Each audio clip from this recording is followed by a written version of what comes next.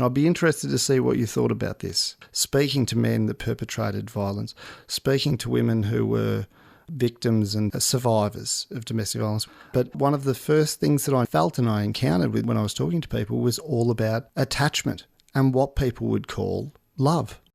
I know when I talk to housing services workers, we talk about women escaping violence and they talk about their partners and the constraints. And there's certainly lots of people where I've talked to people about my fear for them and me wanting them to leave because it seems so dangerous. But there is a space when you talk to people where they talk about their attachment to their partner, the person that they've had children with, and in some cases where they talk about, even in situations that we would think were abhorrent, this feeling of attachment or love towards their partner. And I think that's what frightens people. Yeah, look, I think that people who exert power and control, use coercive control in their relationships, they've got myriad things that they need to work on and change.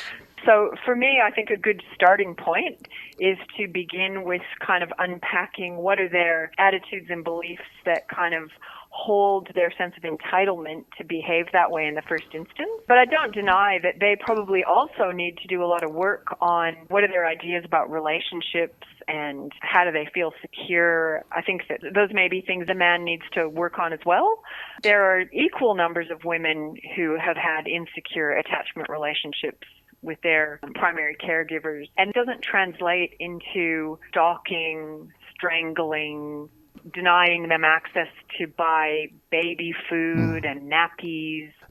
So I think that people make choices around how they want to behave and how they want to relate with others. So, it's also curious that men who use violence against their intimate partners or control their intimate partners will say that I just lost it or I control, a certain proportion of them will say that. But most of the men that I interviewed in my PhD were actually more refreshingly clear than professionals that I speak to about their use of violence. They just said, I use it because it works. I don't use it at work, and I wouldn't use it on the streets. I wouldn't act that way to my mates at footy, but it does work in my house. And one man spoke to me who was a police officer, and he just kind of said, I don't like to have these really long, protracted discussions and negotiations.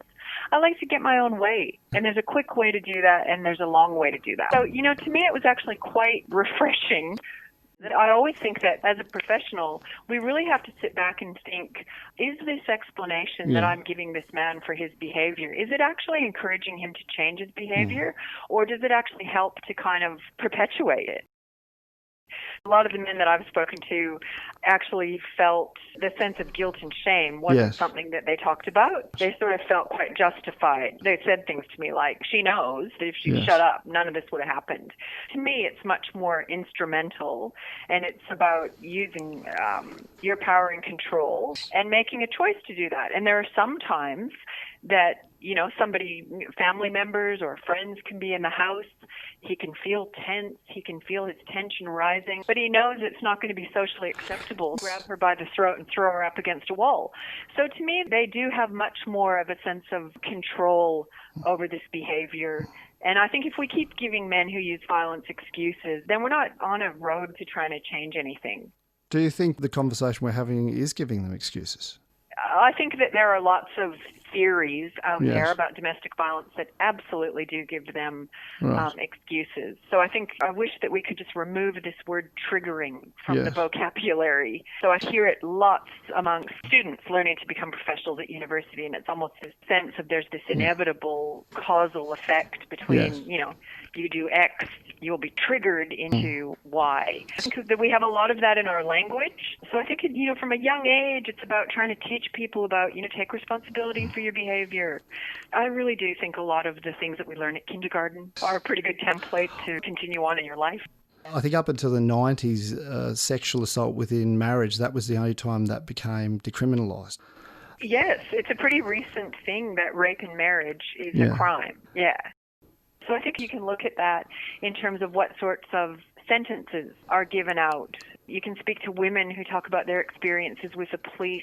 And it's almost like a lot of women that I speak to, it's very binary. Either they had the most amazing experience with police officers or the most atrocious experience. So I think that there's still lots of societal institutions of power that are still really struggling with being able to respond adequately.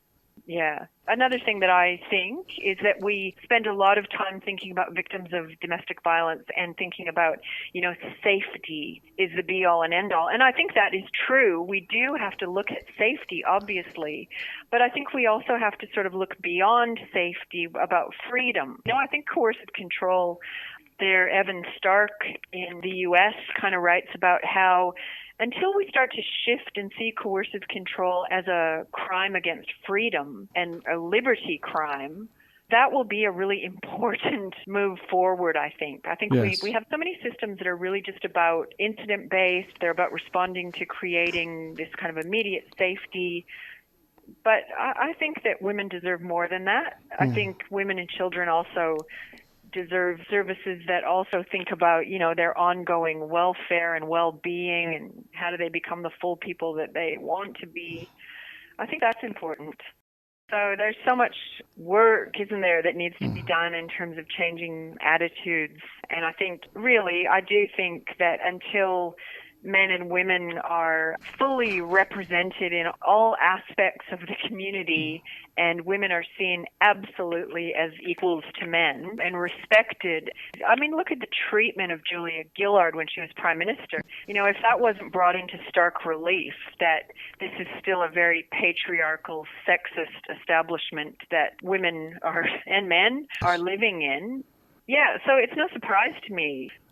Yeah, there's still a long way to go in terms of equality for men and women.